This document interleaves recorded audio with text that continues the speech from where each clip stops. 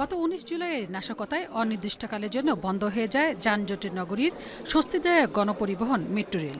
রাষ্ট্রীয় অন্যান্য স্থাপনার মতো ধ্বংসযজ্ঞ থেকে রেহাই পায়নি মেট্রো রেলও। মিরপুর ১০ আর কাজীপাড়ার স্টেশনে চালানো হয় ভাঙচুর। নাশকতায় ক্ষতিগ্রস্ত মিরপুর ১০ নম্বর মেট্রো রেল স্টেশন পরিদর্শন করেন প্রধানমন্ত্রী শেখ হাসিনা। এ সময় তিনি বলেন, যে কয়টি স্থাপনা বিশ্বে দেশের ভাবমূর্তি উজ্জ্বল করেছে আর জনজীবনে স্বস্তি এনেছে, সেখানেই হামলা চালিয়েছে দুষ্কৃতকারীরা। দিনের পর ঘন্টার পর ঘন্টা ট্রাফিক জ্যামে আটকা পড়ে থাকার যে যন্ত্রণা, সেই যন্ত্রণা থেকে মুক্তি পেয়েছিলেন।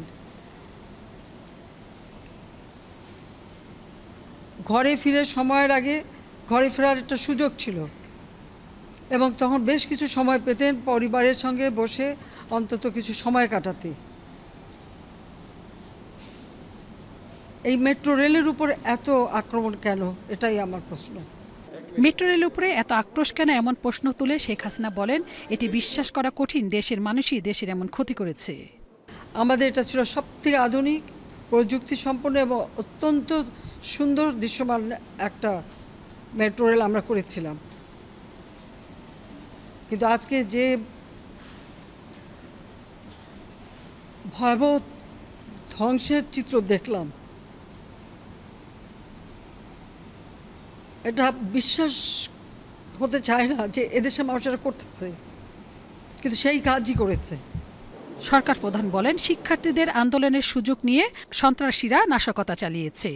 আর এরই সুযোগ নিয়ে সেই 17 জুলাই থেকে যেভাবে ধ্বংসাত্মক কার্যকলাপ শুরু হলো, যে দাবি তারা করেছিল সমস্ত দাবি শুধু মানা না, তার থেকে বেশি আমরা দিয়েছি, হাইকোর্টে দিয়ে দিয়েছে।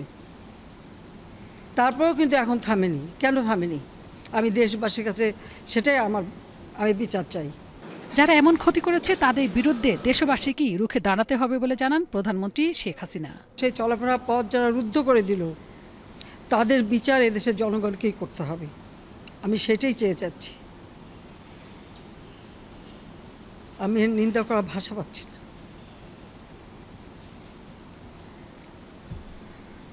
আপনার ধন্যবাদ। উন্নত বিশ্বের সাথে তাল মিলিয়ে বাংলাদেশ যখন এগিয়ে যাচ্ছিল, ঠিক সেই সময় একের পর এক হামলা থমকে গিয়েছে বাংলাদেশের মানুষ। কোটা আন্দোলনের নামে দুর্বৃত্তদের হামলায় ক্ষতিগ্রস্ত হয়েছে স্বপ্নের মেট্রো রেল। এমন দগদগে ক্ষত বহুদিন বয়ে বেড়াতে হবে বাংলাদেশের মানুষকে। Labanya Bhuiyan, Asian television, metro rail, Dhaka.